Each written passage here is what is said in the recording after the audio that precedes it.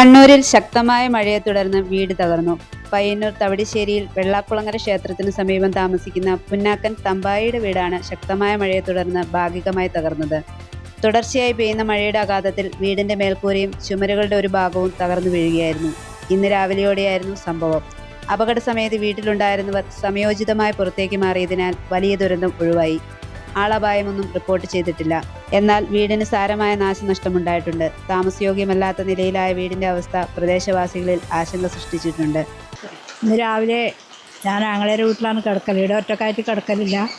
അന്ന് രാവിലെ തൊഴിലുറപ്പിന് പോകാൻ വേണ്ടി വന്നിട്ട് ചായ ആക്കിയിട്ട് പാത്രത്തിലാക്കി അതിൻ്റെ മുകളിൽ വെച്ചിന്. എന്നിട്ട് ചോറിലാക്കണം അത്ര. പിന്നെ ആടെ എന്നിട്ട് അടിക്കാൻ വേണ്ടി ഒന്നോരൊച്ച ചെറുങ്ങനെ കേട്ടിന്. അടിക്കാൻ വേണ്ടി മണങ്ങുമ്പോൾ മണങ്ങിയാട കാട്ടടിക്കാൻ മണങ്ങിയിട്ട് അപ്പോൾ കൊണ്ട് ഒന്നോരൊച്ച കേൾക്കുന്നു. ഒച്ച കേട്ടിട്ട് ഇന്നപാട് ഞാൻ നീറുമ്പം ഇങ്ങനത്തെ മണ്ണ് അടന്നിട്ട് ഇവിടെ വീണു. ഇവിടെ മരിച്ചിന് നല്ലോണം തലക്ക് വീണിട്ട്. എന്നിട്ട് ഞാൻ എന്നപാട് വെയിലോട്ട് വന്നു. അപ്പോഴേക്ക് ഇപ്പുറത്തെ എല്ലാ റൂമിനും നല്ല ഇടിഞ്ഞ് പൊളിഞ്ഞ് വീഴുന്നുണ്ട്.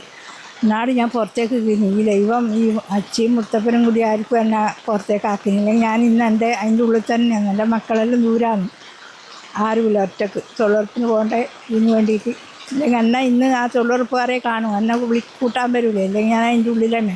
ഈ മുത്തപ്പനും ഈ വെള്ളാറങ്ങര ഭഗവതിയമ്മ എന്നെ രക്ഷപ്പെടുത്തിയിരുന്നു. വീണു മക്കളെ വീട്ടിലേക്ക് അങ്ങ് പോവാനാ. അതുകൊണ്ട് വീണു പോയി. അതുകൊണ്ട് എൻ്റെ ഭർത്താവ് അപേക്ഷയെല്ലാം കുറേ വീട്ടിന് കൊടുത്തിന്. എന്നിട്ട് 17 കൊല്ലം ഭർത്താവ് തളർന്നു കിടന്നിന്.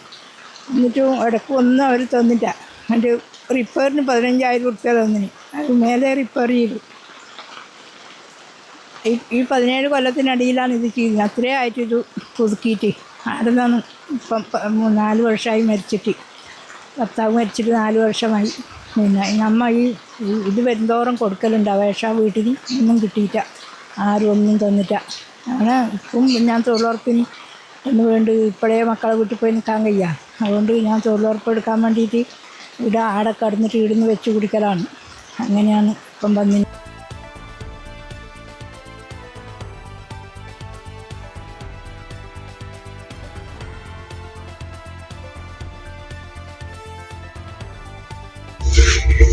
കാലവർഷം ശക്തി പ്രാപിക്കുന്ന സാഹചര്യത്തിൽ അപകട സാധ്യതയുള്ള വീടുകളിലും പ്രദേശങ്ങളിലുമുള്ളവർ അതീവ ജാഗ്രത പാലിക്കണമെന്ന് ജില്ലാ കളക്ടർ മുന്നറിയിപ്പ് നൽകി.